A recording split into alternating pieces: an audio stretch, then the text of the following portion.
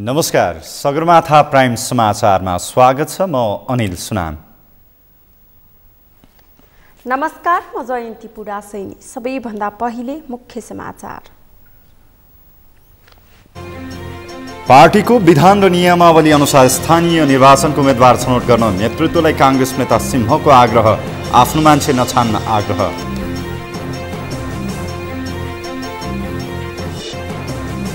चुनाव जित्न एमालेलाई कसैको बैशाखी टेक्नु नपर्ने अध्यक्ष ओलीको भनाई। आगामी स्थानीय निर्वाचनमा 60 देखि 70% तहमा जित्ने दाबी।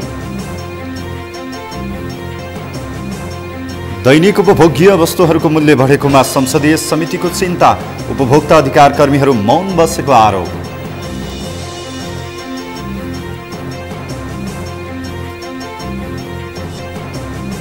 युक्रेनी सेनाको मिसाइल आक्रमणमा परि 20 जना रुसी नागरिकको मृत्यु। बालबालिका सहित 28 जना गम्भीर सर्वसाधारण घाइते।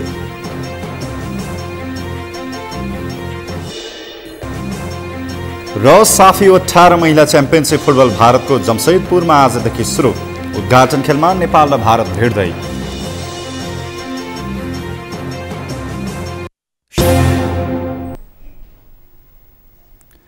अब प्राइम समाचार विस्तारमा। नेपाली कांग्रेसका नेता प्रकाशमान सिंहले पार्टी नेतृत्वले आफ्ना मान्छेलाई छान्दा समग्र पार्टीलाई असर परिरहेको बताउनु भएको छ। आज नेपाल निर्माण व्यवसायी महासंघका नवनिर्वाचित अध्यक्ष रवि सिंह सहितका पदाधिकारीहरूलाई बधाई तथा शुभकामना व्यक्त गर्दै नेता सिंहले यस्तो बताउनु भएको हो। उहाँले हरेक निर्वाचनमा चाप्लुसी गर्ने व्यक्तिहरूले उम्मेदवारी पाउने गरेको प्रति लक्षित गर्दै आफ्ना मान्छेहरूलाई स्थानीय तह, प्रदेश तथा संघीय निर्वाचनमा उम्मेदवार बनाउने परिपाटीका कारण सिंह पार्टीलाई असर परिरहेको बताउनुभयो। नेता सिंहले नेपाली कांग्रेसले स्थानीय तहको लागि निर्वाचनमा उम्मेदवार छनौट गर्दा पार्टीको विधान र नियमावलीलाई पालना गर्न आवश्यक रहेको पनि बताउनुभयो। गर्दाखेरि पनि हाम्रो चाहिँ के छ भन्दाखेरि पार्टीको चाहिँ विधान नियमावली चाहिँ एउटा चाहिँ बाटो देखाएको छ। त्यो के त भन्दाखेरि यो चाहिँ वार्डबाट टोलबाट यो चाहिँ सबैसँग चाहिँ राय परामर्श गरेर यो चाहिँ के हो भन्दाखेरि वडालाई चाहिँ यो चाहिँ उम्मेदवार छान्दाखेरि एउटा चाहिँ कांग्रेस सबैले चाहिँ आजको दिनमा म के भन्न चाहन्छु त भन्दाखेरि यो चाहिँ विधानले चाहिँ भनेका कुराहरूलाई चाहिँ पालना चाहिँ सबैले चाहिँ गर्नु पर्यो। अब चाहिँ सिफारिस गर्दाखेरि एक महिला सहित 3 जना चाहिँ यो चाहिँ सम्भावित उम्मेदवारहरूलाई चाहिँ सिफारिस गर्नुपर्छ भन्छ हैन, वडा लेभलदेखि लिएर। तर अब चाहिँ कांग्रेसमा चाहिँ देखा परेको कसो भन्दाखेरि कोहीसँग सबैको चाहिँ प्रिय पात्र हुनु खोज्ने अनि चाहिँ विधि विधान अनुसार चाहिँ पालना नगराउने अनि भन्नेमा चाहिँ 3 जनाको सिफारिस भन्ने अनि त्यसमा चाहिँ 15 जना 20 जना पठाएपछि त अनि कहाँबाट चाहिँ राम्रोसँग हुन्छ। त्यस्तै नेपाल निर्माण व्यवसायी महासंघका नवनिर्वाचित अध्यक्ष रवि सिंहले नेपाली कांग्रेसको नेतृत्वको सरकार बनेपछि निर्माण व्यवसायीहरूले राहत महसुस गरेको बताउनुभयो। उहाँले आफूले निर्माण व्यवसायीहरूको हकहितका लागि काम गर्ने र निर्माण क्षेत्रमा रहेका विकृतिहरूलाई समाधान गर्ने पनि बताउनुभयो। पनि मलाई ठुलो साथ सहयोग प्राप्त हुने मैले आशा गरेको छु, किनभने मेरो पार्टीले नेतृत्व गरेको सरकार सम्मान्य प्रधानमन्त्रीज्यूले उहाँको हातमा चाहिँ सरकार आएपछि हामीले निर्माण व्यवसाय क्षेत्रले ठुलो राहत महसुस गरेका छौँ। र भदौ 23 गते आएको निर्देशिकाले जुन म्याद थप चैत्रमा शान्तसम्म छ र प्राविधिक दृष्टिकोणले थप चाहिने म्याद थप त्यसपछि दिने भन्ने कुरा छ र 11औं संशोधनले चाहिँ म्याद थपको विषयमा विशेष सम्बोधन भएको छ। त्यसै गरेर आम व्यवसायको लागि यो सरकार पछिल्लो सरकारभन्दा बढी जिम्मेवार भएर व्यवसायिकहरूसँग चाहिँ सहकार्य गरेर अगाडि बढेको छ। अध्यक्ष सिंहले गत कार्यकालमा भन्दा नयाँ कार्यकालमा आफूले निर्माणका काममा गरेको अठोटलाई पूरा गर्ने बताउनुभयो। उहाँले कोरोनाका कारण अस्तव्यस्त बनेको निर्माण उद्योगलाई सही बाटोमा ल्याउन अबका दिनमा तीव्र गतिमा काम अघि बढाउने प्रतिबद्धता समेत जनाउनुभयो। प्रमुख प्रतिपक्षी दल नेकपा एमालेका अध्यक्ष केपी शर्मा ओलीले आगामी निर्वाचनमा कम्तीमा 60% स्थानीय तहमा आफ्नो पार्टीले जित्ने दावी गर्नुभएको छ। आज काठमाडौँमा आयोजित एक कार्यक्रमलाई सम्बोधन गर्दै अध्यक्ष ओलीले स्थानीय निर्वाचनमा 60 देखि 70% स्थानीय तहमा एमालेले जित्ने दावी गर्नुभएको हो। एक रिपोर्ट। मंगलबार काठमाडौँमा आयोजित अखिल नेपाल महिला सङ्घको 7औं राष्ट्रिय सम्मेलन आयोजक कमिटीको तेस्रो पूर्ण बैठकलाई सम्बोधन गर्दै अध्यक्ष ओलीले स्थानीय तह निर्वाचनमा 60 देखि 70% स्थानीय तहमा एमालेले जित्ने दावी गरे। उनले एमालेलाई निर्वाचन जित्नका लागि कसैको बैसाखी टेक्नु नपर्ने पनि दोहोर्याए। अध्यक्ष ओलीले आफूहरू प्रतिस्पर्धात्मक बहुदलीय व्यवस्थामा रहेकाले प्रतिस्पर्धा गर्न तयार रहेको बताए। आगामी चुनावी प्रतिस्पर्धा स्वस्थ गर्नुपर्ने पनि बताए। स्थानीय तहको निर्वाचन आउँदैछ, सर्वसम्मत होला त सबैलाई मिलाउन सकिएला हुन्छ त्यो कुरा। अनि हामीले ल्याएको प्रणाली प्रतिस्पर्धात्मक बहुदलीय प्रणाली हो कि हामीले ल्याएको प्रणाली चाहिँ चुनाव लड्ने चुनावी प्रणाली हो कि चुनाव नलड्ने प्रणाली हो? हामीले ल्याएको प्रणाली चुनाव लड्ने प्रणाली हो, प्रतिस्पर्धात्मक प्रणाली हो, प्रतिस्पर्धात्मक बहुदलीय प्रणाली हो। हाम्रो भनाइ कति मात्रै हो भने प्रतिस्पर्धा स्वस्थ गरौँ। अध्यक्ष ओलीले नेपालको राजनीति प्रतिगामी शक्ति र जनादेश चाहने शक्ति बीचको दुई ध्रुवमा रहेको बताए। उनले सत्तारूढ 5 दलीय गठबन्धनले प्रतिगामी शक्तिको प्रतिनिधित्व गर्ने उल्लेख गरे। आफूहरू भने जनताको फैसला मान्ने जनपक्षीय शक्ति रहेको उनले जिकिर गरे। अध्यक्ष ओलीले एमालेबाट फुटेर जानेहरू पतित भएको संज्ञा दिए। जनताका बीचमा जाउँ, देशलाई अगाडि बढाउने ताजा जनादेश ल्याउँ। पुरानो जनादेशले काम गरेन। पुरानो माओवादी र हामी मिलेर चुनाव लडेका थियौँ, त्यो जनादेशले काम गरेन। अब संसद चल्न सक्ने स्थितिमा रहेन। प्रतिगामी शक्ति, दक्षिणपन्थी शक्ति, कम्युनिस्ट विरोधी शक्ति एकातिर छ, जो 5 दलीय गठबन्धन भनेर चिनिएको छ। एउटा दल भन्नेका एकजना थिए, ती एकजनाले छोड्यौँ भनेका थिए, फेरि होइन हाम्रो समर्थन छ भनेर। त्यो एउटा सिट हारिएला कि भन्ने, हार्नु त निश्चितै छ। त्यो एउटा सिट हामीले कानमा बोकेर लगेर राखिदिएको त्यो सांसदको पोए। अध्यक्ष ओलीले स्थानीय तहको निर्वाचनमा अगाडि अखिल नेपाल महिला सङ्घका सदस्यको सङ्ख्या 10 लाख पुर्याउनु पर्ने बताए। पार्टीको नीति, निर्णय र निर्देशनको पालना गर्दै गाउँ र टोल कमिटीसम्म सङ्गठन विस्तार गर्न उहाँले निर्देशन दिए। उनले नेकपा एमालेमा पार्टी प्रवेशको लहर चलेको पनि बताए। सत्ता गठबन्धनलाई आगामी 3 तहका निर्वाचनसम्म कायम राख्ने वा नराख्ने भन्ने विषयलाई लिएर गठबन्धनमा फरक धारणा सार्वजनिक भएका छन्। माओवादी केन्द्र, एकीकृत समाजवादी र जनता समाजवादीले गठबन्धनलाई निर्वाचनसम्म निरन्तरता दिनुपर्नेमा जोड दिँदै आएका छन्।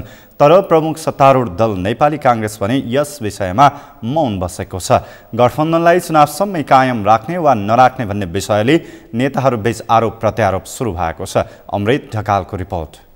सत्ता गठबन्धनलाई आगामी 3 तहका निर्वाचनसम्म कायम राख्ने वा नराख्ने भन्ने विषयलाई लिएर दलहरूका फरक धारणा सार्वजनिक भएका छन्। नेकपा माओवादी केन्द्र, नेकपा एकीकृत समाजवादी र जनता समाजवादी पार्टीले गठबन्धनलाई 3 तहका निर्वाचनसम्म निरन्तरता दिनुपर्ने जोड दिँदै आएका छन्। पार्टीभित्र तीव्र मतभेद हुँदा समेत एमसीसी अनुमोदनका लागि प्रधानमन्त्री शेरबहादुर देउवालाई सहयोग गरेका कारण गठबन्धन निर्वाचनसम्म कायम हुनेमा सत्ता सारथी दलको विश्वास छ। जसरी पनि 3 तहका निर्वाचनसम्म गठबन्धन कायम रहनुपर्ने पक्षमा सत्ता सारथी दल देखिँदा प्रमुख सत्तारूढ दल नेपाली काङ्ग्रेस पनि मौन बसेको छ। काङ्ग्रेसले कार्यसमितिको बैठकबाट गठबन्धनका विषयमा टुङ्गो लगाउने भने पनि संस्थापन इतर समूहका नेताहरू भने सत्ता सारथी दलप्रति खनिएका छन्। विगतमा कम्युनिस्टसँगको तालमेल तितो अनुभवको रूपमा रहेको भन्दै संस्थापन इतर समूहका नेताहरूले कुनै पनि शर्तमा गठबन्धन गर्न नहुने भन्दै प्रधानमन्त्री समेत रहेका सभापति शेरबहादुर देउवालाई दबाब दिँदै आएका छन्। चुनावको मैदानमा काङ्ग्रेस लम्किँदै गर्दाखेरि, अर्थात् काङ्ग्रेस रूपी हात्ती लम्किँदै गर्दाखेरि हात्तीको ठुलो कान देखेर चमेराहरू हात्तीको कानमा ओत लाउन खोज्दैछन्।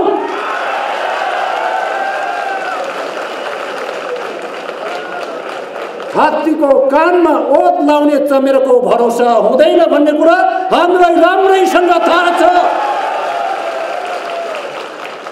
चमेराले हात्तीलाई केही पनि सहयोग गर्न सक्दैन, तर दुर्गन्धित बनाउन सक्छ। हाम्रो हात्तीको काम दुर्गन्धित बनाउन सक्छ।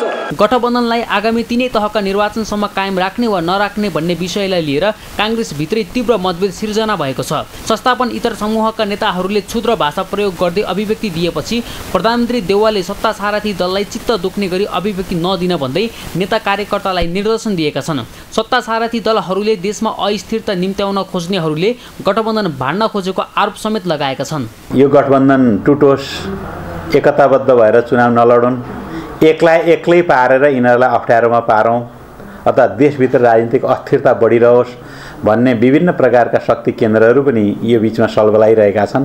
कतिपयले तिनै शक्ति केन्द्रहरूको आवाज बोलिरहेका पनि हुन सक्छन्। हामी त्यसको अध्ययन पनि गरिरहेका छौँ र अब अहिलेको यो गठबन्धनको ठुलो दलको रूपमा नेपाली काङ्ग्रेसका सभापति प्रधानमन्त्री देउवाले गठबन्धन अगाडि बढाउनुपर्छ, यस्ता नराम्रा कुरा नबोल्नुहोस् भनेर भनिरहेको पनि सुनिरहेका छौँ। सबै कुरा हाम्रो पार्टीको रेकर्डमा छ, हामीले ध्यान दिइरहेका छौँ, तर यसलाई भाड्नका निम्ति गरेको प्रोसेसतिर पनि हामी उत्तिकै सचेत छौँ। एमसीसी अनुमोदन भएसँगै गठबन्धन आगामी तीनै तहका निर्वाचनसम्म कायम हुने कुरामा गठबन्धनका दल विश्वस्त छन्, तर नेपाली काङ्ग्रेसका नेताहरूको अभिव्यक्ति हेर्दा गठबन्धन कायम रहनेमा आशंका जन्मिएका छन्। एमसीसी अनुमोदनको विषयलाई लिएर झन्डै फुटेको गठबन्धन आगामी दिनमा कसरी अघि बढ्छ त्यो भने समयले नै देखाउनेछ। सगरमाथा टेलिभिजनका लागि अमृत रकालको रिपोर्ट। गृहमन्त्री बालकृष्ण खाँडले संसदबाट पारित एमसीसीको पक्षमा बोलिदिन उपभोक्ता अधिकार कर्मीहरूलाई आग्रह गर्नुभएको छ। मन्त्री खाँडले उपभोक्ता हितकै लागि सरकारले एमसीसी संसदबाट पारित गराएको उल्लेख गर्दै त्यसको पक्षमा बोलिदिन उपभोक्ता अधिकार कर्मीहरूलाई आग्रह गर्नुभएको हो।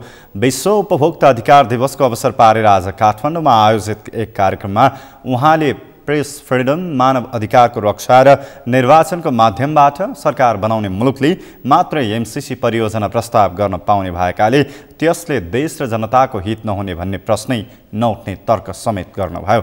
एमसीसी परियोजना घर घरमा बिजुली पुर्याउनका लागि ट्रान्समिसन लाइन बनाउने परियोजना भएको भन्दै गृहमन्त्री खाँडले त्यसमा कसरी राष्ट्रघात भयो भनी प्रश्न गर्नुभयो। एमसीसी प्रस्ताव पास भएको छ। एमसीसी प्रस्तावको बारेमा धेरै नै चाहिँ क्रिया प्रतिक्रियाहरू आए, खास गरेर पास गर्नुभन्दा अगाडि आयो, एकदमै क्रिया प्रतिक्रिया आयो। तर हामीले यो एमसीसी प्रस्ताव पास गर्नै पर्यो के? किन पर्यो भन्दाखेरि यो अमेरिकाले नेपाल जस्ता मुलुकहरूको गरिबी निवारण र रोजगारी वृद्धिका लागि, भौतिक पूर्वाधारको विकासका लागि सम्बन्धित मुलुकले प्रस्तावित गरेको परियोजनालाई स्वीकृत गरेरै यो एमसीसी चाहिँ नि आउने हो। विभिन्न देशहरूमा एमसीसी प्रस्ताव प्रपोज गर्ने मुलुकमा चाहिँ नि केही शर्तहरू पनि छन्। त्यहाँ चाहिँ नि आवधिक निर्वाचन हुनैपर्छ। हेर्नुहोस् त्यसै। नम्बर 2 मानव अधिकारको प्रत्याभूति हुनैपर्छ। नम्बर 3 पत्रकार साथीहरू हुनुहुन्छ, प्रेस फ्रिडम त्यहाँ हुनैपर्छ।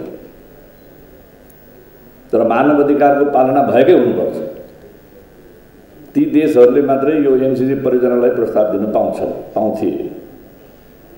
दोस्रो फेजमा चाहिँ प्रस्ताव हामीले दिने हो भने पनि त्यो कन्डिसन हामीले पालना गरेकै हुनुपर्छ। त्यो त नेपालको हितमा भयो। नेपालको पत्रकारले, प्रेस फ्रिडम पाउनु नेपाली पत्रकारकै हितमा भयो।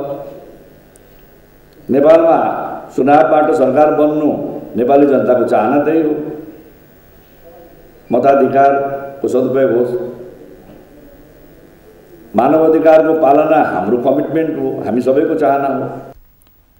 गृहमन्त्री खाँडले उपभोक्ता हितलाई ध्यानमा राखेर सरकारले बिजुलीको खपत बढाउने र पेट्रोलियम पदार्थको आयात प्रतिस्थापन गर्दै लैजाने नीति लिएको बताउनुभयो। बिजुलीको ट्रान्समिसन लाइन बनाउने सो परियोजनाबाट अमेरिकी सेना र गोला बारुद नआउने पनि उहाँको भनाइ थियो। शिक्षा मन्त्रालय संविधान विपरीत बाटोमा गएको विभिन्न राजनीतिक दलका नेताहरूले आरोप लगाएका छन्। आधारभूत तथा माध्यमिक शिक्षामा परिवर्तन ल्याउन सङ्घीय शिक्षा ऐन नल्याए आधारभूत शिक्षा र स्वास्थ्यको कुरा अल्पत्र पनि उनीहरूले बताएका छन्। आधारभूत शिक्षा र स्वास्थ्यको विकास नभइकन मुलुकको उन्नति नहुने समेत नेताहरूले बताएका छन्। एक रिपोर्ट। राज्यका निर्देशक सिद्धान्त, नीति र दायित्वका कार्यान्वयन अनुगमन तथा मूल्याङ्कन समितिको बैठकमा नेपाली काङ्ग्रेसका नेता राधेश्याम अधिकारीले शिक्षा मन्त्रालय संविधान विपरीत बाटोमा गएको आरोप लगाए। उनले शिक्षा मन्त्रालय र शिक्षक प्रतिनिधिहरूसँग भएको 51 बुँदे सहमतिले अहिले भइरहेको संविधानलाई चुनौती दिएको आरोप समेत लगाए। उनले आधारभूत शिक्षा र स्वास्थ्यको विकास नभइकन मुलुकको उन्नति नहुने पनि बताए। नेता अधिकारीले संघीय शिक्षा ऐनको विधेयक समितिमा ल्याउन प्रस्ताव गरे। कि यसै गरेर लथालिङ्ग नै बना जाने भन्ने एउटा कुरा हो। नभए एउटा ठाउँमा चाहिँ के छ भने ट्याक्कै पढ्नु पर्ने कुरा देखिन्छ। त्यो के भने संघीय शिक्षा ऐनको विधेयक चाहिँ यहाँ चाहिँ ल्याउनु पर्यो। संघीय शिक्षा ऐनले चाहिँ नल्याइकन भएन आधारभूत र माध्यमिक शिक्षाको सम्बन्धमा यो नहुँदाखेरि हामीले जुन मौलिक हकमा दिने भनेर चाहिँ आधारभूत शिक्षा र स्वास्थ्यको कुरा उठाएका छौँ त्यो चाहिँ अल्पत्र पर्ने हो। मलाई के लागिरहेछ भन्नुहुन्छ भने संघीय शिक्षा विधेयक एउटा ल्याउनु पर्यो जसमा चाहिँ 4-5 वटा कुराहरू त्यसमा एलिमेन्ट रहनुपर्छ भन्ने मलाई लाग्दछ। नेकपा माओवादी केन्द्रका नेता दिननाथ शर्माले शिक्षा र स्वास्थ्यको क्षेत्रमा अझै संघीयता लागू हुन नसकेको बताए। उनले 2028 सालमा शिक्षा ऐनले 2078 सालमा नेतृत्व गर्न नसक्ने भन्दै गुणात्मक रूपमा नीतिगत रूपमा शिक्षा ऐन नभएसम्म देशको विकास हुन नसक्ने बताए। नेता शर्माले अहिलेको शिक्षा मन्त्री देवेन्द्र पौडेल र मन्त्रालय नयाँ ऐन बनाएर अघि बढ्नुपर्ने ठाउँमा पुरानै शिक्षा नीतिमा रमाइरहेको आरोप लगाए। अहिलेसम्म नै शिक्षा 28 सालको शिक्षा ऐनलाई बोकेर हामी हिँडिरहेका छौँ। पोलिसी सिफ्ट नभएसम्म गुणात्मक रूपमा नीतिगत चाहिँ सुधार नभएसम्म जे जति छ भएको चिजहरूलाई हामीले चाहिँ सुधार गर्न जान्छौँ भन्ने होइन। सुधार चाहिँ नीतिगत सुधार नै हो, राष्ट्रिय चेन्ज हो। पञ्चायतकालीन ऐनले यो चाहिँ 78 सालमा 28 सालको ऐनले 78 सालमा चाहिँ गभर्न गर्न 78 सालको चाहिँ नेतृत्व गर्न सम्भव छैन। त्यस्तै नेकपा एमालेका नेता डाक्टर भीम रावलले राष्ट्रियता सम्बन्धीका धेरै विषयहरूमा सांसदहरूमा नै एकरूपता हुन नसकेको बताए। उनले राष्ट्रियता सम्बन्धीका विषयमा सरकार र प्रधानमन्त्रीलाई घचघचाउन आवश्यक रहेको पनि बताए। को सन्दर्भमा पनि हामीले हेऱ्यौँ भने थुप्रै विषयहरूमा चाहे ती राष्ट्रियतासँग सम्बन्धित छन् या लोकतन्त्रसँग सम्बन्धित हुन्, जीविकासँग सम्बन्धित हुन्, ती विषयमा अझै पनि हाम्रो एउटा राष्ट्रिय भावधारा स्थापित नभए जस्तो प्रतीत हुन्छ, त्यस्तो महसुस हुन्छ। यी कुराहरूलाई ठिक ठाउँमा ल्याउन सरकारलाई घचघच्याउने, स्वयं प्रधानमन्त्रीजीलाई निर्देशित गर्ने यो त्यस्तो अनुगमन समिति हो। हामीले त्यसैको परिकल्पना गरेका हौँ त्यति बेला। तर मैले सम्झेसम्म हाम्रो यो अनुगमन समितिमा कहिले पनि प्रधानमन्त्रीको उपस्थिति भए जस्तो मलाई लाग्दैन।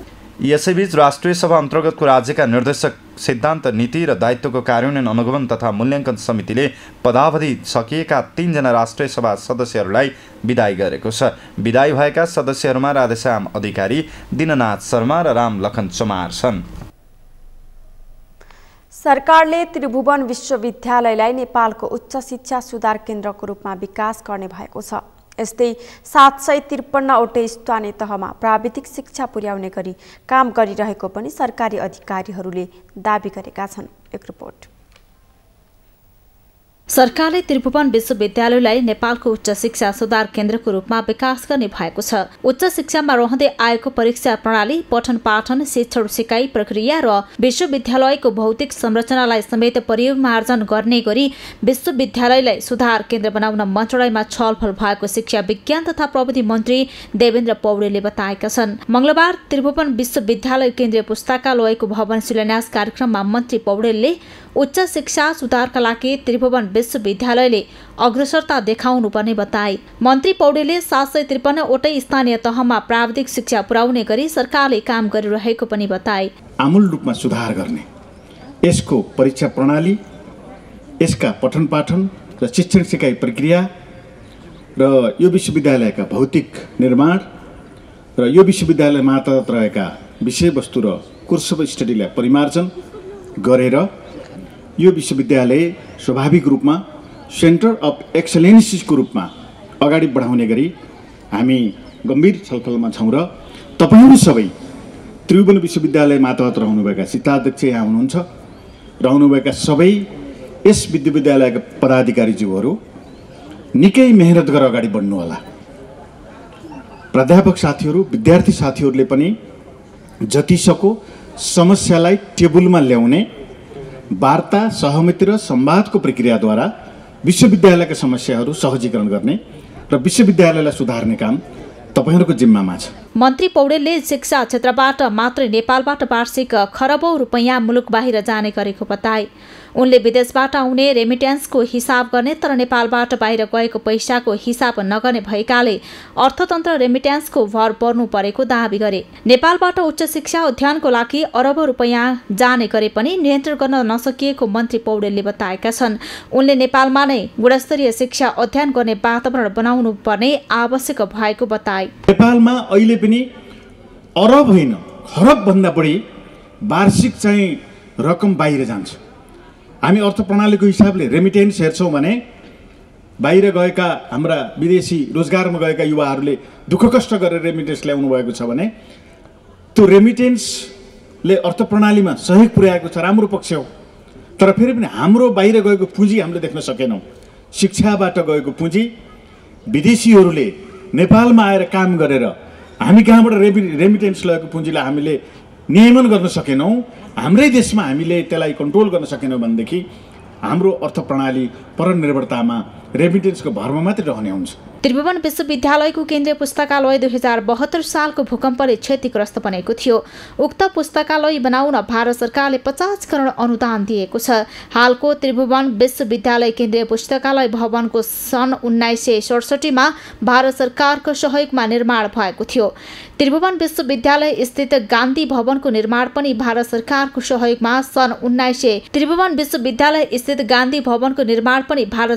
सहयोगमा सन् 1973 मा भएको हो। सोही कार्यक्रममा भारतीय राजदूत विनय मोहन क्वात्राले यो परियोजना भारत र नेपाल बीचको बहुपक्षीय एवं बलियो विकास साझेदारको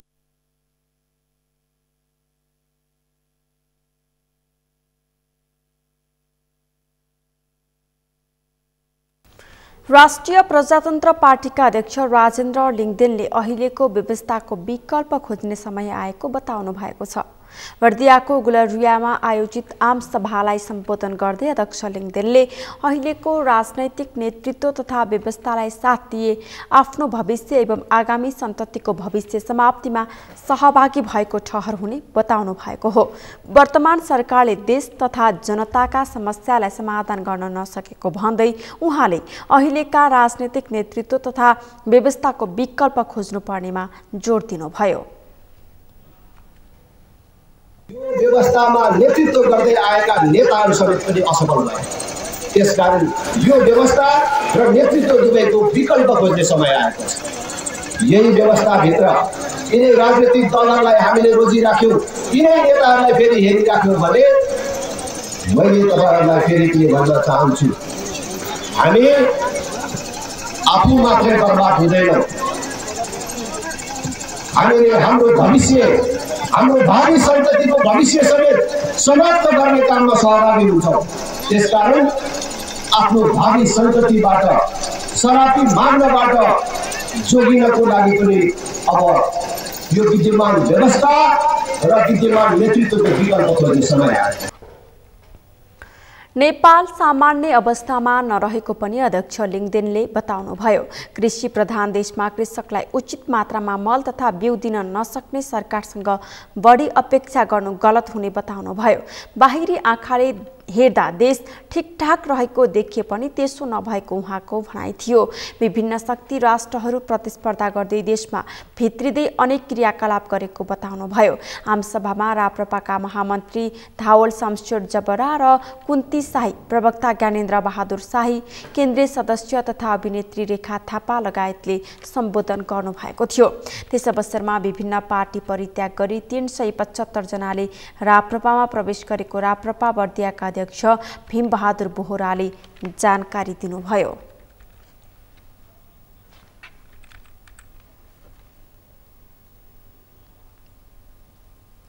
सगरमाथा प्राइम समाचारमा एकैछिन विश्रामपछि दैनिक उपभोग्य वस्तुहरूको मूल्य बढेकोमा संसदीय समितिको चिन्ता, उपभोक्ता अधिकार कर्मीहरू मौन बसेको आरोप।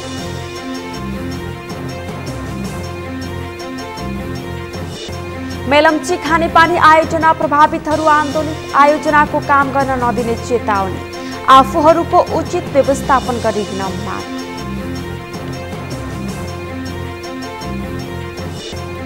र पछिल्लो समय तापक्रम बढ्न थाल्यो। केही दिनमा तापक्रम अझै बढ्न सक्ने विज्ञको भनाई। सतर्कता अपनाउन आग्रह।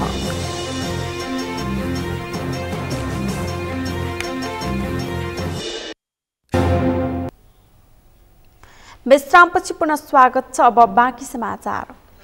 दैनिक उपभोग्य वस्तुहरूको मूल्य बढ्दा समेत उपभोक्ता अधिकार कर्मीहरू चुप लागेर बसेको भन्दै संसदीय समितिले असन्तुष्टि जनाएको छ।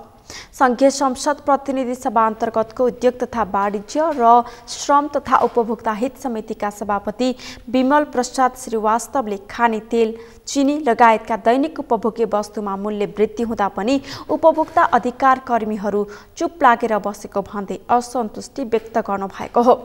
विश्व उपभोक्ता अधिकार दिवसको अवसर पारेर आज काठमाडौँमा आयोजित कार्यक्रममा उहाँले सरकारले बजार अनुगमन नगरेकै कारण मूल्य वृद्धि भएको उल्लेख गर्दै त्यसमा ध्यान दिन पनि सचेत गराउनुभयो। व्यापारीहरूले तेस्रो मुलुकबाट आयात गरेर ल्याएको खाने तेल फेरि प्याकिङ गरेर त्यतै पठाउँदा नेपालमा खाने तेलको अभाव भएको तर्फ भन्दै सभापति श्रीवास्तवले सरकारले त्यसबारे छानबिन गरेर यथार्थ कुरा बाहिर ल्याउनु पर्ने बताउनुभयो। कुराहरूमा बरु बिना दिनु राम्रो होला, तर अनावश्यक दिँदाखेरि यो नियत सफा देखिएर यसकारण यस सम्बन्धमा के कसो भएको हो माननीय मन्त्रीज्यूले लाई म निवेदन गर्न चाहन्छु।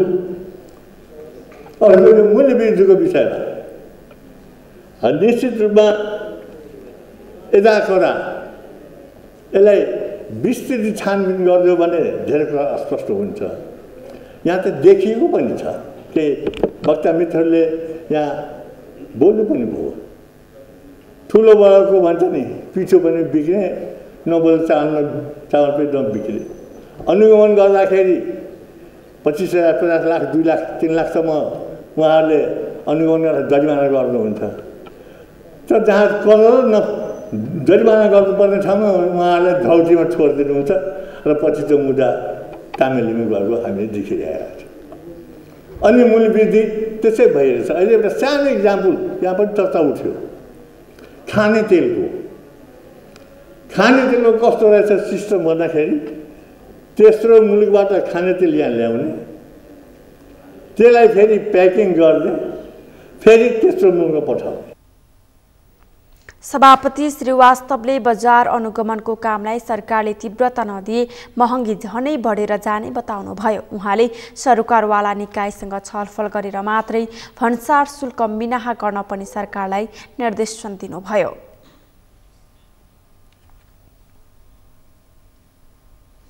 आज विश्व उपभोक्ता अधिकार दिवस नेपालमा पनि विभिन्न कार्यक्रम गरी मनाइएको छ। प्रत्येक वर्ष मार्च 15 तारिकका दिन विभिन्न कार्यक्रम गरी उपभोक्ता दिवस मनाउने गरिन्छ। सोही अवसरमा आज राष्ट्रिय सभागृह काठमाडौँमा सुरक्षित र समावेशी विद्युतीय कारोबार उपभोक्ताको अधिकार भन्ने मूल नारासहित उपभोक्ता दिवस मनाइएको छ। फ्रेन्स मिश्रको रिपोर्ट। उपभोक्ता अधिकार र आवश्यकताका बारेमा विश्वभर जनचेतना जागृत गर्ने मुख्य उद्देश्यका साथ विश्व उपभोक्ता अधिकार दिवस मनाउने गरिन्छ। हरेक वर्ष मार्च 15 तारिकका दिन विभिन्न कार्यक्रम गरी उपभोक्ता दिवस मनाउने प्रचलन छ। सोही अवसरमा मंगलबार नेपाली उपभोक्ताको अधिकारलाई संरक्षण गर्न र सरकारवालाहरूलाई सचेत गराउन नेपालमा पनि उपभोक्ता अधिकार दिवस मनाइएको छ।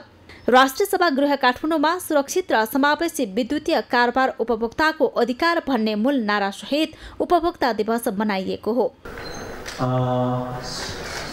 संसदीय समिति उपभोक्ता संरक्षण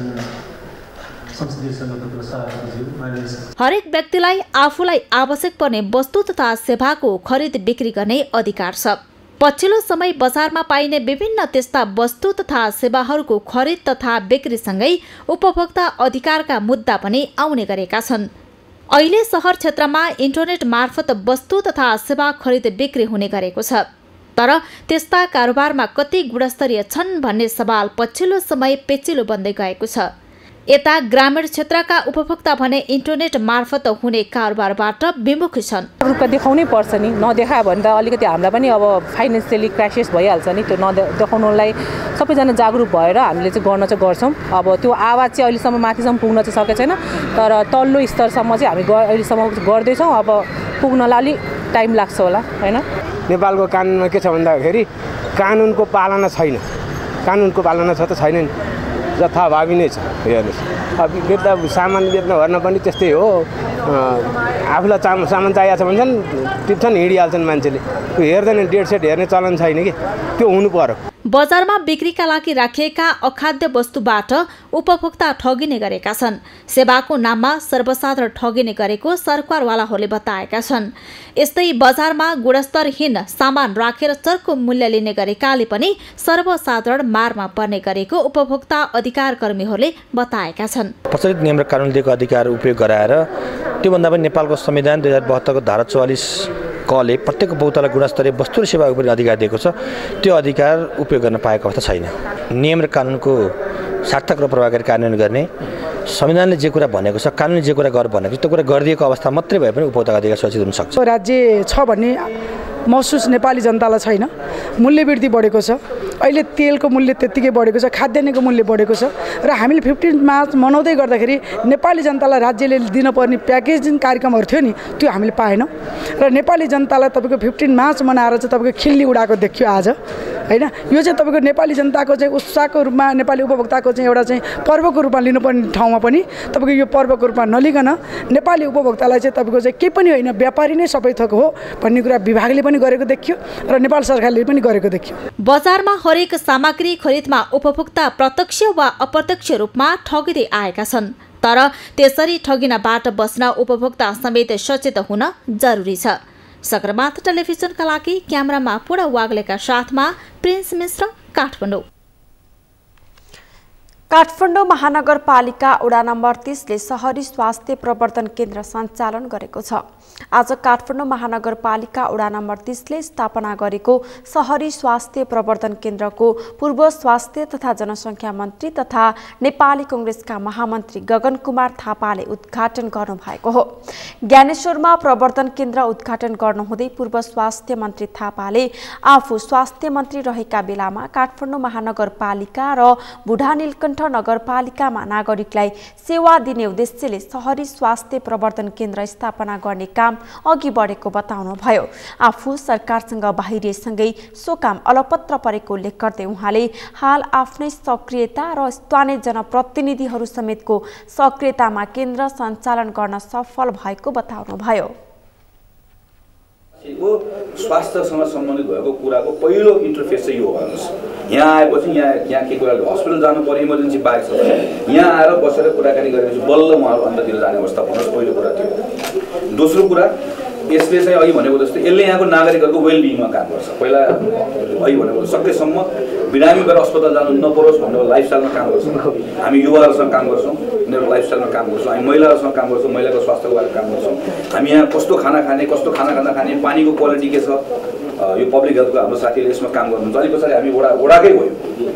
यो खास यो यो यो अहिले यो त नयाँ आइडिया भएकोले बल्ल यहाँ बाहिरको मान्छे हामी यत्रो आइरहेको छ। खास यो त प्रत्येक वडासँग यस्तो एउटा सेन्टर हुनुपर्छ। वडाकै हो र वडाको काममा के पर्छ त? नेपाल संविधानले दिएको वडाको काममा वडाले नागरिकहरूको यो आधारभूत स्वास्थ्यको कुरा हेर्नुपर्छ, सरसफाइको कुरा हेर्नुपर्छ भनेपछि यहाँको सेनिटेसन, यहाँको खानेपानीको क्वालिटीदेखि लिएर मान्छेलाई स्वस्थ बनाउनलाई के गर्ने भन्ने कुरा चाहिँ यसले वडाको लिडरसिप लिएर यसले काम गर्छ। त्यस पछाडि यसले रेगुलर रूपमा जुन जस्तो हामीले बेला बेला क्यान्सरको स्क्रिनिङहरू गर्थ्यौँ, त्यो पनि के हो भने प्रिभेन्सनको एउटा तरिका हो। सकेसम्म मान्छे बिरामी नहोस् भन्नको लागि सकेसम्म यो आफैले सक्ने त स्क्रिनिङ आफैले गर्छ, नसक्ने यसले पार्टनरसिपमा अरूसँग मिलेर पनि यसले स्क्रिनिङ गर्छ र नागरिकहरू सकेसम्म कडा रोग लाग्नुभन्दा पहिला यसले जोगाउने कोसिस गर्छ। उहाँले आगामी दिनमा फिजियोथेरापी सेवा पनि सुरु गर्ने उल्लेख गर्नुभयो। केन्द्रले जनस्वास्थ्य प्रमुखको निगरानीमा स्वास्थ्य कर्मीहरूले ओडाभित्रको सम्पूर्ण घरमा गएर स्वास्थ्य सम्बन्धी अनुगमन गर्ने बताएको छ।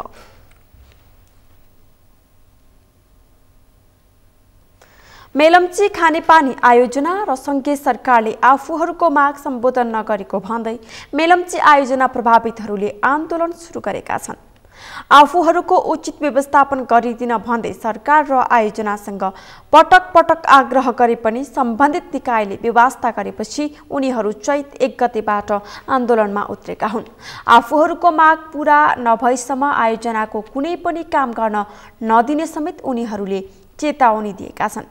सिन्धुपाल्चोकबाट दिपिन ढुङ्गानाको रिपोर्ट। मेलम्ची खानेपानी आयोजनाले स्थानीय बाढी प्रभावितहरूको माग सम्बोधन नगरेको भन्दै सिन्धुपाल्चोकको मेलम्ची बाढी प्रभावितहरूले आन्दोलनको कार्यक्रम घोषणा गरेका छन्। आफूहरूको उचित व्यवस्थापन गरिदिन भन्दै सरकार आयोजनासँग पटक पटक आग्रह गरे पनि सम्बन्धित निकायले व्यवस्था गरेपछि आफूहरू चैत्र 1 गतेबाट आन्दोलनमा उत्रिन बाध्य भएको उनीहरूले बताएका छन्। आफूहरूको माग पूरा नभएसम्म आयोजनाको कुनै पनि काम गर्न समेत नदिने उनीहरूले चेतावनी दिएका छन्। अन्तर्राष्ट्रिय रूपमा यो चर्चाको विषय बनिरहँदाखेरि पनि आज बाढी गएको 8-10 महिना बितिसक्दा पनि राज्यको खास गरी ध्यान पुग्न सकेन। यहाँको चाहिँ जनधनको क्षति पुगेको यो इलाकाको यो क्षेत्रको यो प्रभावित क्षेत्रको जनताको बारेमा यहाँको नागरिकका बारेमा राज्यको ध्यान केन्द्रित हुन सकेन। राज्यले चाहिँ यो दुखेका घाउहरूमा मलमपट्टि गर्न सकेन। त्यसमा कुराले हाम्रो चाहना नहुँदै पनि यो खालको कार्यक्रमहरूको चाहिँ आयोजना गर्नुपर्ने, यो कार्यक्रममा सहभागी बन्नुपर्ने एउटा खालको दुःखद परिस्थितिको सिर्जना भएको छ। जगन्नाथ चालिसी रामकृष्ण, म यहाँ सरकार समितिको सङ्घर्ष समितिको उपाध्यक्ष। मेरो घर यही हो, म पनि एउटा पीडित हो। त्यस कारणले गर्दाखेरि हामी चाहिँ यो मेलम्ची खानेपानी आयोजनासित आबद्ध भई आन्दोलनको चरणमा छौँ। यो आन्दोलनलाई हाम्रो माग जबसम्म यहाँका पीडितहरूले मागको चाहिँ सम्बोधन हुँदैन, मागले के अरे चाहिँ खानेपानी व्यवस्था समितिले चाहिँ यो आयोजनाले चाहिँ हामीलाई हेलचेक्राइ गरिरहेको अवस्था छ। यसले जहिलेसम्म हाम्रो माग पुरा गर्दैन, सामान्यभन्दा सामान्य कुरालाई पनि हामीले चाहिँ आन्दोलन गर्ने अवस्था सिर्जना भएको छ। आजभन्दा अघिका चाहिँ हाम्रो चाहिँ एउटा एक खालको सहमति गर्ने कुराहरूमा उहाँहरूले चाहिँ व्यवस्था गरिराख्नु भएको छ। यहाँको जनताको निमित्त अरूभन्दा पनि छिटै यो नदीलाई नियन्त्रण गर्ने एउटा करिडोरको व्यवस्था गरी यहाँको जनतालाई अब आउने आगामी बर्खालाई जोखिमबाट मुक्त गराइदियोस् भन्ने चाहिँ हाम्रो मुख्य माग हो। जमिन संरक्षण र खेतीयोग्य जमिन बनाउनका लागि मुहानदेखि सिपाघाट भीमटारसम्म आय आर्जन कार्यक्रम, स्थायी तटबन्ध निर्माण, सडक सिँचाइ तथा सार्वजनिक पूर्वाधार निर्माण एवं संरक्षणका लागि मेलम्ची इन्द्रावती नदी करिडोर एकीकृत विकास आयोजनाको रूपमा एक विशेष दीर्घकालीन आयोजना सरकारले तत्काल सञ्चालन गर्न समेत बाढी प्रभावितहरूले माग गरेका छन्। उनीहरूको आन्दोलनलाई विभिन्न राजनीतिक दल तथा मेलम्ची नगरपालिकाले समेत समर्थन जनाएको छ। यसको दिमागमा पनि प्रभाव पारेको छ, मानिसको दिमागमा पनि यसले असर गरेको छ। त्यसैले यो अत्यन्त संवेदनशील विषय छ। अहिले पनि यसको व्यवस्थापन कसरी हुने भन्ने कुरामा प्रदेश सरकार, सङ्घीय सरकारको कुनै ध्यान जान सकेको छैन। अहिले पनि औपचारिक ढङ्गले सरकारले बोल्ने कुराहरू गर्न सकेको छैन।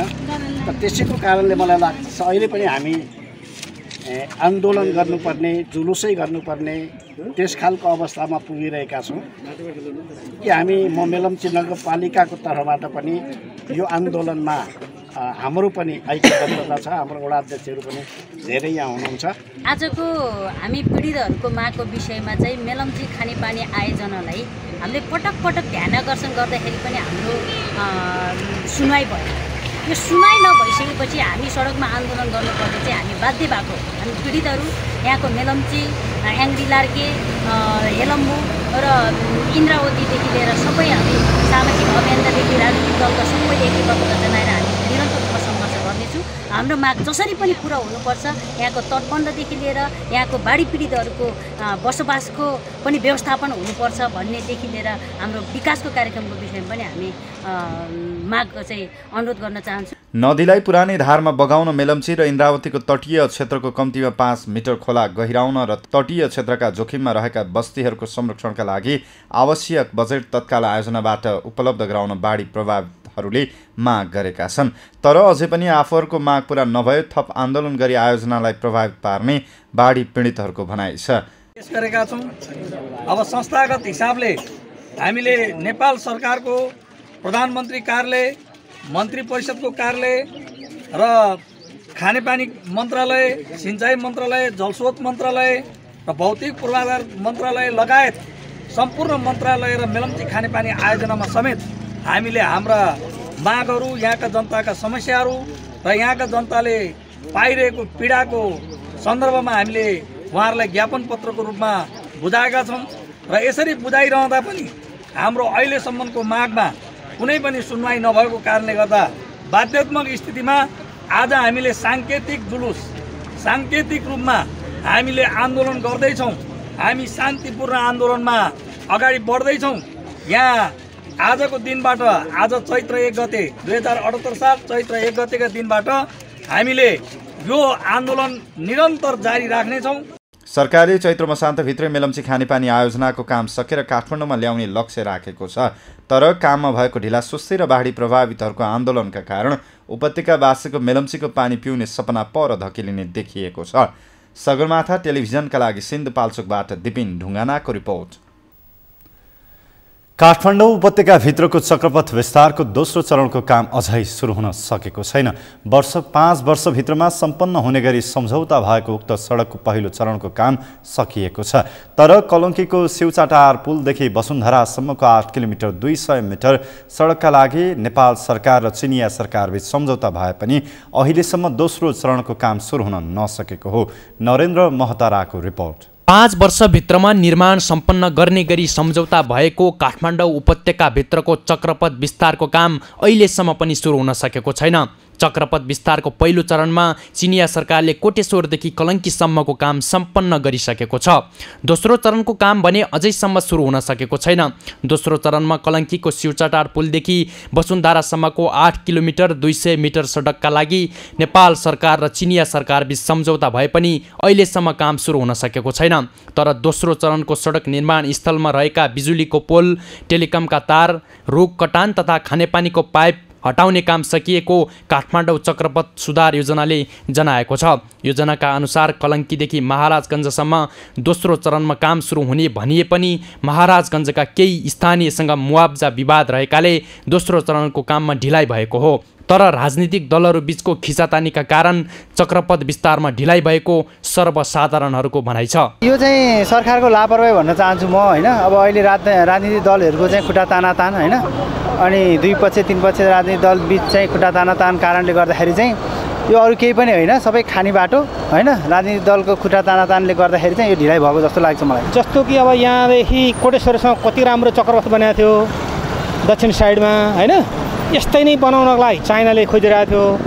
राजनीति अस्थिरताको लागि चाइना र इन्डियाकै लडाइँ भनौँ न, होइन। अब गर्दाखेरि चाहिँ यो अलिकति उसले चाहिँ रोकेर नि उसले बनाउन खोज्ने, चाइनाले भनेको नेपाली नमान्ने, बरु इन्डियातिरै ढल्किने भएको हुनाले चाहिँ विस्तार नभएको हो जस्तो लाग्छ मलाई चाहिँ। वसुन्धरा चोकदेखि कलङ्कीसम्मको सडक खण्ड विस्तार हुने क्षेत्रभित्र मुआब्जा विवाद भने नरहेको योजनाको दाबी छ। तर नारायण गोपाल चोकदेखि 250 मिटर अघि भने मुआब्जा विवाद आउन सक्ने देखिएको योजनाले जनाएको छ। सडक विस्तार आयोजनाको सम्पूर्ण जिम्मेवारी चिनिया सरकारको मातहतमा रहेकाले सडक विस्तारको काम कहिले सकिन्छ भन्ने विषय यकिन नभएको काठमाडौँ चक्रपथ सुधार योजनाले जनाएको छ। सडक विस्तार यति नै बेला सुरु हुनेछ भनेर मैले अहिले भन्न सक्ने अवस्थामा छैन। किनभने यो सडक यहाँहरूलाई थाहै छ चाइनिज सरकारले चाहिँ चाइनिज सरकारको सहयोगमा बनिरहेको छ र हामी चाहिँ समन्वयकारी भूमिकामा छौँ र हामीले राइट अफ वे क्लियर गरिदिने लगायत अरू केही समस्या चाइनिज सरकारलाई पर्छ भने तिनको चाहिँ बाटो खुलाइदिने त्यो भूमिकामा छौँ र कस्तो डिजाइन हुनेछ, कस्तो कहिलेबाट सुरु गर्नुहुनेछ र कहिले सक्नुहुनेछ भन्ने ती सबै कुराहरू सम्पूर्ण कुराहरू उहाँहरूमै निहित भएको हुँदा र अहिलेसम्म चाहिँ हामीलाई कुनै पनि कुराहरू उहाँहरूले नभनिसकेको हुँदा मैले अहिले भन्न सक्ने अवस्थामा रहिनँ। सडक विस्तार अन्तर्गत सडकको बीच भागबाट दायाँ बायाँतर्फ 25-25 मिटर बढाउने गरी चिनिया पक्षसँग आयोजना सम्झौता गरिएको छ। त्यसमध्ये सडकको दुवैतर्फ थप 6 मिटरको सर्भिस ट्र्याक भने नेपाल सरकारले बनाउनु पर्ने सम्झौतामा उल्लेख गरिएको छ। 5 वर्षमा निर्माण सक्ने लक्ष्य लिएर सुरु गरिएको आयोजनाले अहिलेसम्म पनि पूर्णता नपाउनु विडम्बना हो। बरु सडक विस्तारका क्रममा उल्टै यत्रतत्र खाल्टाखुल्टी मात्रै बनाइएको छ। यसतर्फ सम्बन्धित निकायको ध्यान जान आवश्यक देखिन्छ। सगरमाथा टेलिभिजनका लागि क्यामेरामा प्रताप लामाका साथमा नरेन्द्र महतारा, काठमाडौँ। काठमाडौँ उपत्यकाभित्रको चक्रपथ विस्तारको दोस्रो चरणको काम अझै सुरु हुन सकेको छैन। 5 वर्षभित्रमा सम्पन्न हुने गरी सम्झौता भएको उक्त सडकको पहिलो चरणमा कोटेश्वरदेखि कलङ्कीसम्मको काम सकिएको छ।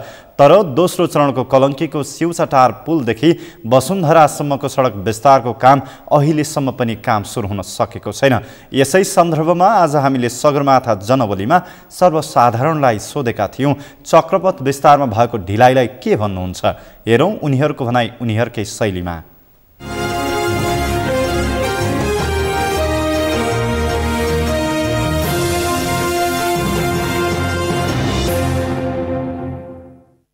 ढिलाइ त अब एउटा त कोरोना कारणले हो हैन, यो अरू काम जस्तो ढिला त भएको होइन। अब चाहिँ सुरु गर्दाखेरि चाहिँ हुन्छ कि अब अहिले चाहिँ त्यो सबै बाटो बढाउनलाई सबै भत्काएर सबै अब धुलोमा छ हैन। अब यसरी राखिरहँदा चाहिँ मान्छेलाई असर गर्छ। सडकमा अब कति काम रेगुलरली चेक गर्नुपर्ने हो सरकारले, त्यो चेक भएको छैन हैन। अनि त्यसपछि अब बजेटमा अब केही तलमाथि भयो होला, त्यो पनि सरकारले रेगुलेट गर्नुपर्ने, किनभने देशमा भएको काम त सरकारलाई सबै थाहा हुनु पर्यो नि त। त्यो राजनीतिक खिचातानले गरेर यो ढिला भइरहेको जस्तो लाग्छ मलाई। बिस्तार ढिलाइ हुनुलाई अब तपाईँ हामी सबैलाई थाहा भएकै कुरा हो नि, हाम्रो नेपाल सरकारले कसरी काम गर्छ, के गर्छ, काम गर्दैन गर्छ होइन। अब हामी भनेको युथ हो, हामी हामीभन्दा अगाडिकाहरूले भोट हालेर जिताएको कार्यकर्ताहरूले होइन, हामीभन्दा अगाडिका अग्रजहरूले जसलाई चुन्नु भयो नि, उहाँहरूले गर्दा हाम्रो भविष्य चौपट पारिदिनु भयो। यो चक्रवात ढिलाइ हुनु एक त हाम्रो विकासमै अलिकति देश कमजोर छ, आर्थिक होइन, आर्थिक स्थिति एकदमै कमजोर छ। त्यही माथि अब बनाउन लागेको जुन रोडहरू पनि उनीहरूले भत्काएर चाहिँ अर्कै विकासतर्फ चाहिँ के गर्न लागेको हो, त्यो चाहिँ अलिकति खुल्लास्त भएको छैन होइन।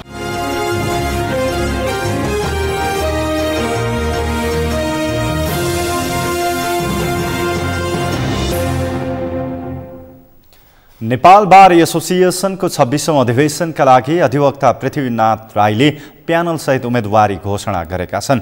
आज काठमाडौँमा पत्रकार सम्मेलन गरी अधिवक्ता राईले बार एसोसिएसनको आगामी कार्यकालका लागि उम्मेदवारी दिएका हुन्। मेनुका लम्सालको रिपोर्ट।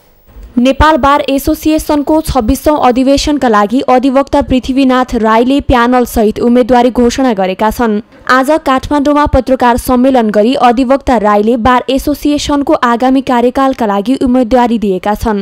लामो समयदेखि एसोसिएसनले न्यायपालिका स्वच्छ र सक्षम स्वतन्त्र हुनुपर्छ भनी आवाज उठाए तापनि निष्पक्ष र सक्षम बन्न नसकेको अधिवक्ता पृथ्वीनाथ राईले बताएका छन्। त्यसका मुख्य कारण राजनीतिक दलहरूको हस्तक्षेप भएको राईले बताए। न्यायपालिकालाई राजनीतिक दलहरूको प्रभावबाट मुक्त बनाई संविधानवादमा आधारित विधिको शासन शक्ति पृथकीकरणको सिद्धान्तको अक्षरश परिपालना गरी सञ्चालन हुने उनले बताए। मैले भन्ने गरेको छु, मैले रोडमा पनि भन्ने गरेको छु। मैले आजसम्म 1 पैसा लिएको छ र त्यस्तो खालको थाहा भयो, कुनै न्यायाधीशलाई घुस खुवाएको त्यसको माथि म संलग्न भएको थाहा भयो भने मलाई पक्रेर रत्न पार्कमा फाँसी लगाइयो सरकार। मैले त्यो भने अहिलेदेखि नै मेरो ब्याङ्क एकाउन्ट नम्बरहरू सार्वजनिक गर्छु, चेक गरियोस्। म मेरो साथीहरूको पक्षमा पनि मैले छलफल गरेर यो कुराहरू भन्दैछु र गरियोस्। र अहिलेसम्म पनि त्यस्तो किसिमको कुनै भएको छ भने मलाई सार्वजनिक ठाउँमा चाहिँ फाँसी गरियोस्। अब बिचौलिया भन्न त अलिकति अप्ठ्यारै शब्द हो, तर यो वकिललाई जुन बिचौलियाको ट्याग दिएको छ, न्यायाधीशलाई बिचौलियाको ट्याग दिएको छ, वकिललाई बिचौलियाको ट्याग दिएको छ, हरिकृष्ण कार्कीज्यूको प्रतिवेदन पढ्ने हो भने सबैजनालाई बिचौलियाको ट्याग दिएको छ। यो बिचौलियाको ट्यागलाई हटाउनको लागि भनेर हामीले स्वतन्त्र कानुन व्यवसायीले यो अभियान सुरु गरेका छौँ। अब देउबाजीका ओलिगार्क छन्, कुनै प्रचण्डका ओलिगार्क छन्, कुनै माकुनेका ओलिगार्क छन्, कुनै ओलीका नै ओलिगार्क छन् है। कानुन व्यवसायीहरूको प्रतिनिधि त्यहाँ भएन। न्यायपालिकामा बारम्बार भ्रष्टाचार हुने गरेको कुरा विभिन्न प्रतिवेदनहरू समेतबाट पुष्टि भई आएकाले सो कार्यको ठोस समाधान हुने कार्य नभएको एसोसिएसनले जनाएको छ। न्यायपालिकामा हुने सबै प्रकारका अनियमितता र भ्रष्टाचार उप छानबिन कारबाही गर्न छुट्टै कानुन बनाउनका लागि सम्बन्धित निकाय समक्ष पहल गर्ने एसोसिएसनले जनाएको छ। न्यायपालिकामा भइरहेको कार्यबारे आफूले पनि निगरानी गरेको पूर्व मन्त्री दीपक गेवालीले बताएका छन्। के अरे ओलिगार्की भन्नुभयो होइन, मैले त्यो भन्दा पनि तलको स्तर देखेँ। के देखेँ यहाँ भनेदेखि चाहिँ नि अब पेसागत समूहहरू जो चुनिएर आउँछन्, ओलिगार्की भन्दा तल म चाहिँ त्यसलाई के भन्न चाहन्छु भने त्यो मुनिमवादी के कुनै पार्टी मठाधीशको नवसामन्त मठाधीशको जमिनदारको मुनिम जस्तै आदेश आएपछि चाहिँ नि पार्टीको अनुसार चाहिँ माइतीघर मण्डलामा गएर ब्यानर हल्लाउने, चाहिने मुद्दामा चाहिँ कहिल्यै नबोल्ने। कानुनका जो उपभोक्ताहरू हुन् उनी पीडित भएको हुनाले न्यायालयभित्र जे कुरा भइराखेको छ गलत भइराखेको छ भन्ने आवाज पनि सँगसँगै दिएर आइरहेको छ। त्यो स्वच्छ, निष्पक्ष, सरल, छिटो र सस्तो न्याय हाम्रो लागि मिर्च मरिचिका भएको छ। हामी यो नेपाल बार एसोसिएसनलाई स्वतन्त्र बनाउँछौँ, कुनै पनि दलको झुन्ड बनाउन सक्दैनौँ र चाहे त्यो नेपाल बारभित्र रहेका केही मठाधीशहरू हुन् वा बार एसोसिएसनको गठन भए पश्चात अहिलेको कानुन व्यवसायीहरूको हक अधिकारका लागि विगतमा अनेकौं प्रयास भए तापनि सोचे अनुसारको कानुन व्यवसायीको पेशागत हितको भावनालाई सम्बोधन हुन नसकेकाले स्वतन्त्र कानुन व्यवसायीहरूको तर्फबाट प्रतिनिधित्व गर्दै निर्वाचन गर्न लागेको हो। सगरमाथा टेलिभिजनका लागि क्यामेरामा केशव तिमल सेनाका साथ मेनुका लम्साल, काठमाडौँ।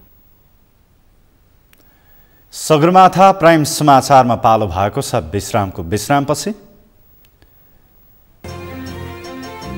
रुस र युक्रेन बीचको चौथो चरणको वार्ता आज पनि हुने, युक्रेनका राष्ट्रपति जेलेन्स्कीद्वारा यही मार्च 24 देखि थप 30 दिनका लागि सैन्य कानुन बमोजिम माग। र साफी 18 महिला च्याम्पियनसिप फुटबल भारतको जमशेदपुरमा आजदेखि सुरु, उद्घाटन खेलमा नेपाल र भारत भिड्दै।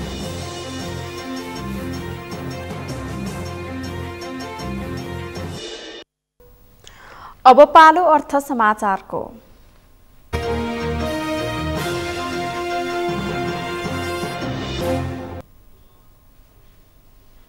नेपाल लाइफ इन्स्योरेन्स कम्पनीले नेपाल लाइफ अनमोल जीवन नामक जीवन बिमा योजना सार्वजनिक गरेको छ। कम्पनीले आज ग्राहकहरूको चाहना तथा अभिकर्ताहरूको सुझावलाई मध्यनजर गर्दै अनमोल जीवन बिमा ल्याएको हो। यो जीवन बिमा योजना मुनाफामा सरिक हुने सर्वाधिक तथा आजीवन जीवन बिमा हो। बिमा अवधि समाप्ति पश्चात जोखिम वहन गर्नुका साथै कम्पनीले वहन गर्ने जोखिम अन्तर्गत बिमितले चाहेको समयमा उक्त जोखिम वहन बापतको सम्पूर्ण मूल्य भुक्तानी लिन सक्ने यो योजनाको विशेषता रहेको कम्पनीले जनाएको छ।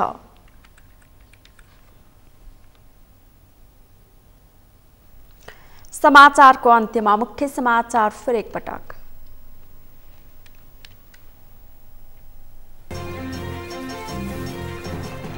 पार्टीको विधान र नियमावली अनुसार स्थानीय निर्वाचनको उम्मेद्वार छनौट गर्ने नेतृत्वलाई कांग्रेस नेता सिंहको आग्रह, आफ्ना मान्छे नछाड्न आग्रह। चुनाव जित्न एमालेलाई कसैको वैशाखी टेक्नु नपर्ने अध्यक्ष ओलीको भनाई।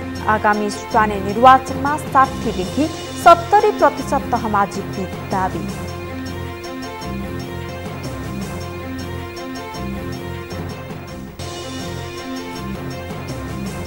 दैनिक उपभोग्य वस्तुहरूको मूल्य बढेकोमा संसदीय समितिको चिन्ता, उपभोक्ता अधिकार कर्मीहरू मौन बसेको आरोप। युक्रेनी सेनाको मिसाइल आक्रमणमा परि 20 जना रुसी नागरिकको मृत्यु, बालबालिका सहित 28 जना गम्भीर, सर्वसाधारण घाइते।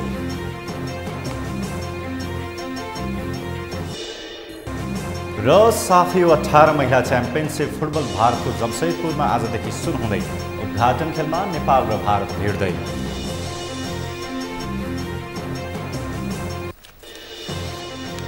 हवस् त सगरमाथा प्राइम समाचार अहिलेलाई सकियो। तपाईँ समाचार बुलेटिनका साथै सगरमाथा टेलिभिजनका सम्पूर्ण कार्यक्रम www.sagarmatha.tv मा पनि पढ्न र हेर्न सक्नुहुनेछ।